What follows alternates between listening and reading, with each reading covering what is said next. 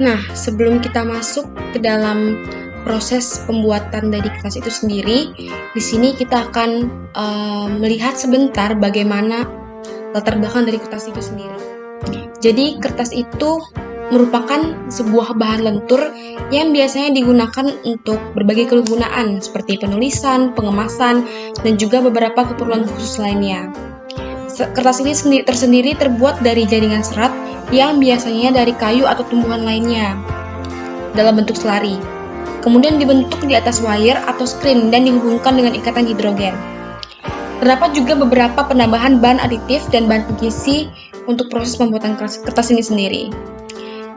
Nah, sedangkan kertas secara tradisional ini didefinisikan sebagai lembaran yang ditekan pada penyaringan dari larutan fiber.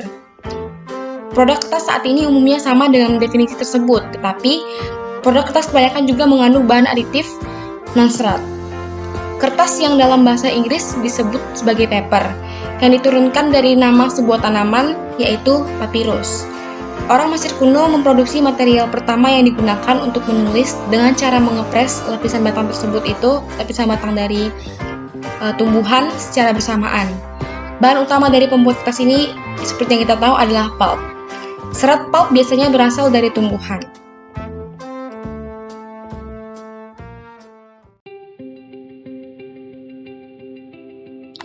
Tadi kita sudah melihat bagaimana latar belakang dari kertas itu. Sekarang kita akan masuk ke dalam bahan baku kertas.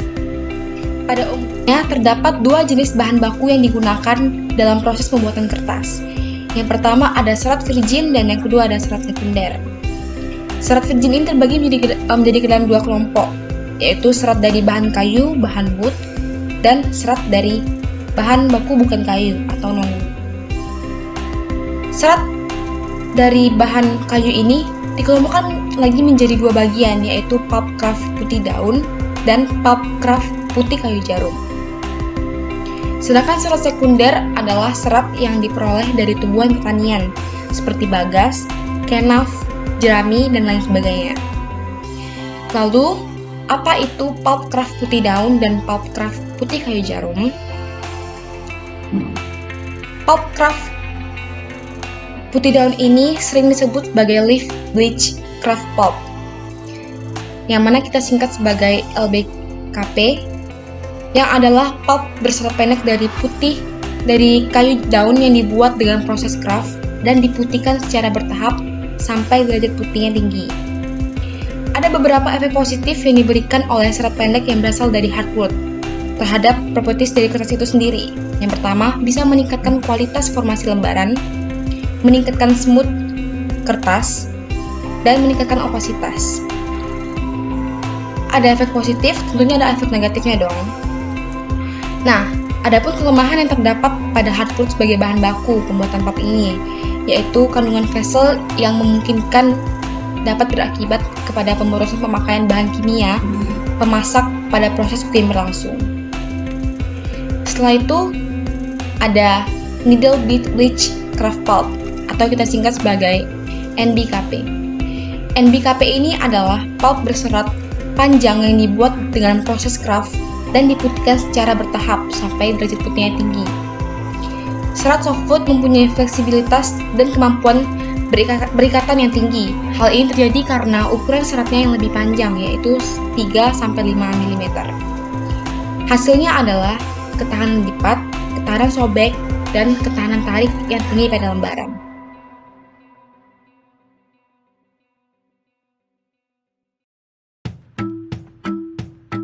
Nah, selanjutnya ada filler.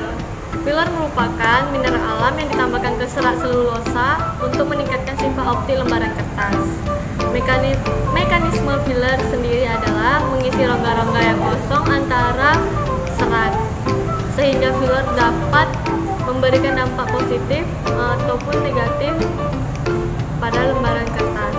Nah, dampak positifnya itu yang pertama, dapat meningkatkan sifat optis seperti brightness dan opasitas. Yang kedua, dapat meningkatkan smoothness pada permukaan kertas.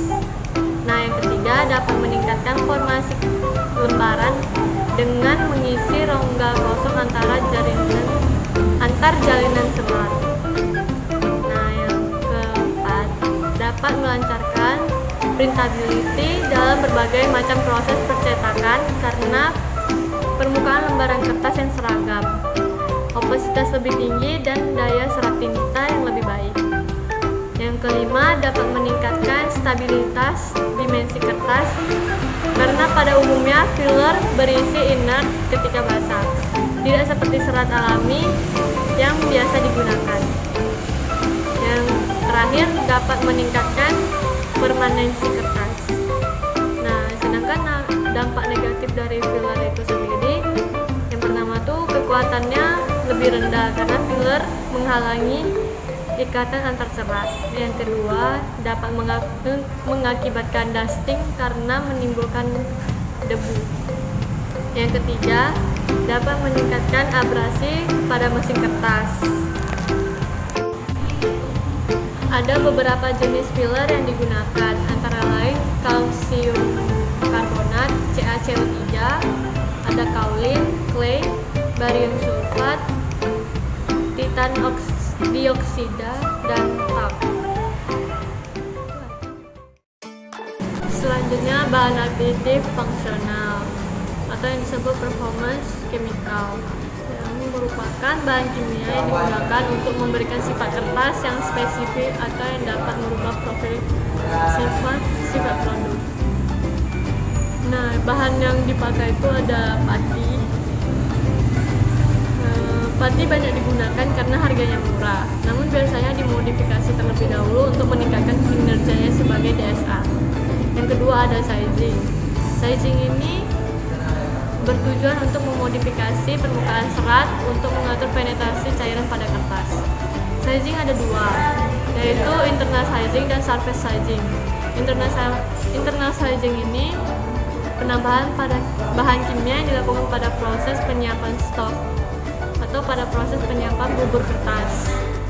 Nah, untuk surface sizing ini penambahan bahan kimia yang dilakukan pada mesin kertas saat lembaran kertas sedang mengalami pengeringan. Nah, biasanya bahan yang digunakan itu adalah bahan yang dapat membentuk film.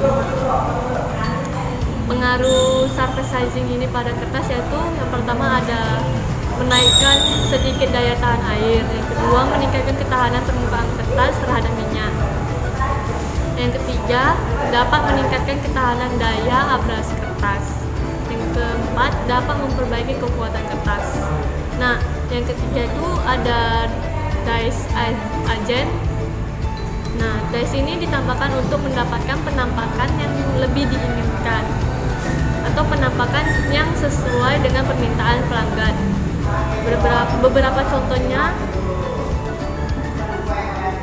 beberapa contoh bahan pewarna seperti pigment, acid dyes, basic dyes, direct dyes, fluorescent, dan fluorescent. Jenis dyes yang paling banyak digunakan adalah anionic direct dyes karena memiliki afinitas yang tinggi terhadap serat dan ketahanan pudar cahaya tinggi serta tinctorial value yang tinggi. Yang keempat ada optical brightening agent atau OBA. Nah, OBA ini merupakan suatu senyawa yang dapat memberikan efek cahaya pada suatu objek yang terkena matahari, sehingga objek yang terkena matahari ini akan terlihat lebih putih dan lebih bercahaya. Pemanfaatan OBA ini pada industri kertas semakin meningkat seiring dengan meningkatnya kebutuhan kertas putih, terutama jenis kertas tulis, kertas cetak, dan kertas fotokopi.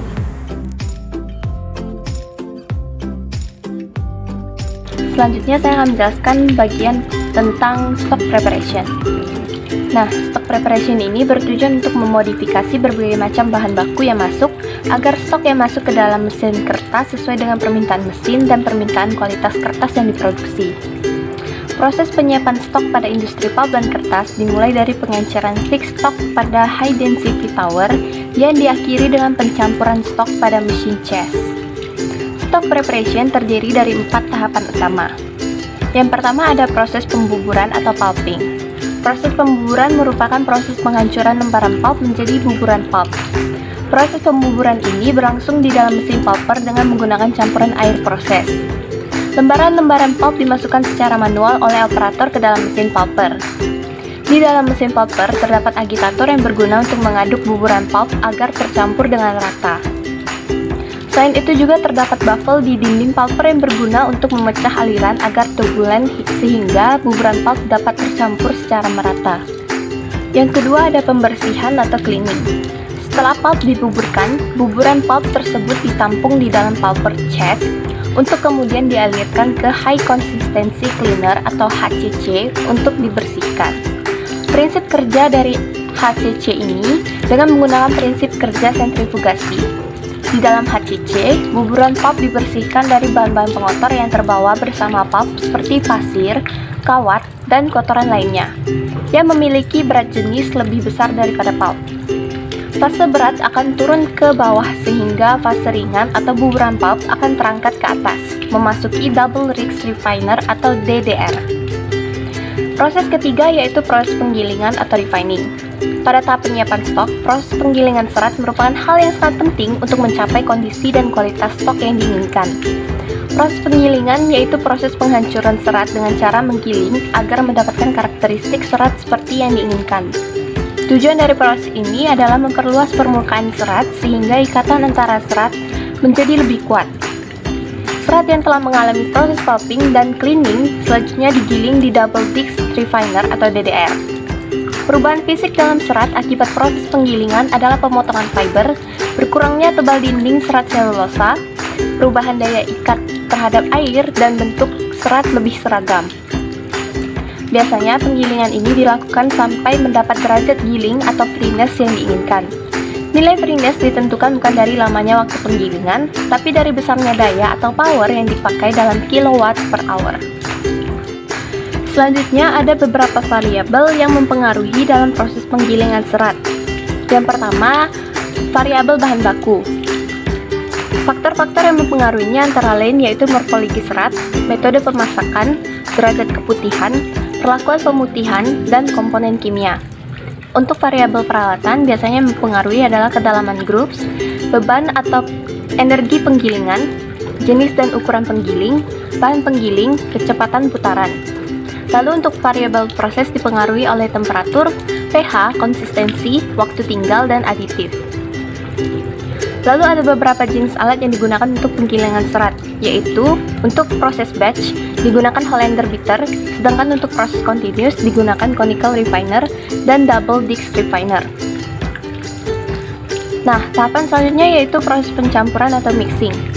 Proses mixing merupakan proses pencampuran pulp serat pendek, pulp serat panjang, dan broth dengan tujuan agar didapatkan tensile strength yang tinggi.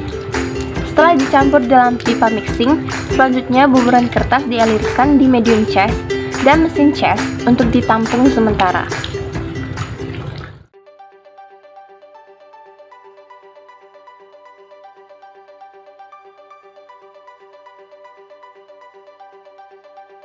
Stockbox. Stockbox merupakan hubungan antara bagian stock preparation dan paper machine. Buburan pad di sini memperoleh internal sizing dengan penambahan kation start, die start, dan AKD. Buburan pulp dari stockbox tersebut akan dipompa menuju cleaner part. Buburan pulp dibersihkan lagi dengan centric cleaner dengan menggunakan prinsip sentrifugasi yang terdiri menjadi 4 tahap pembersihan. Tahap pertama, dibersihkan di cleaner 1 dan merupakan cleaner yang paling teliti.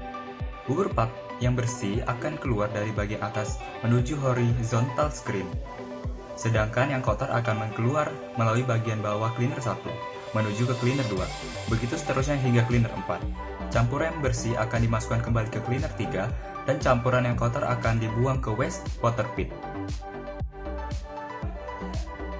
Headbox merupakan bagian pertama dari mesin kertas yang paling penting dalam proses pembuatan kertas yang berhubungan dengan keseragaman sifat kertas. Fungsi headbox adalah mendistribusikan stok selebar mesin kertas dan mengatur aliran stok yang keluar dari headbox. Konsistensi pulp pada headbox umumnya adalah 0,8 hingga 1%. Untuk menghasilkan aliran yang seragam dengan tekanan yang sama dengan wire maka diharapkan jet to wire ratio bernilai 1. Tahapan selanjutnya dalam proses paper making yaitu forming section, yang mana forming section ini menerima kecepatan stok dari headbox, mempertahankan atau meningkatkan disperse serat, dan mengeluarkan air paling banyak dari serat melalui satu atau dua forming wire.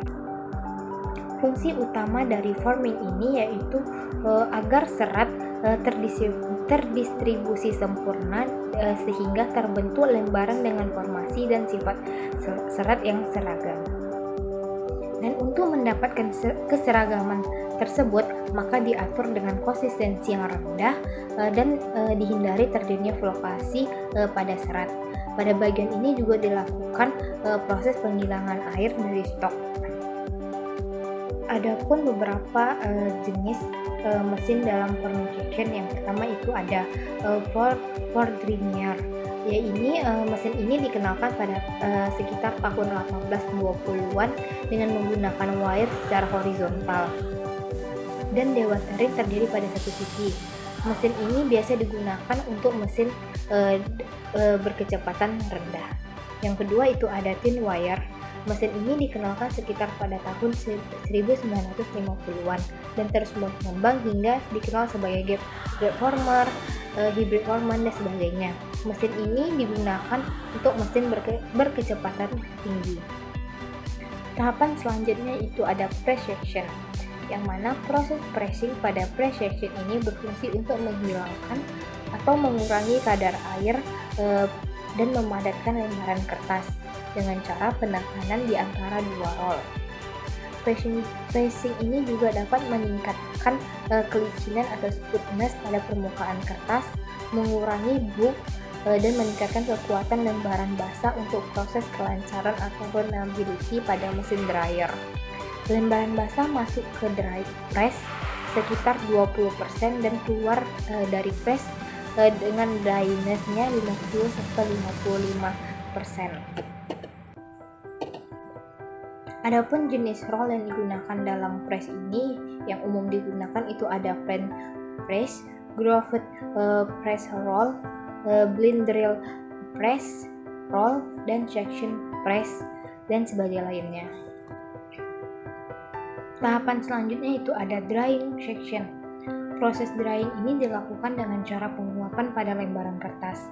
Proses drying ini adalah proses yang menggunakan banyak energi daripada proses lainnya.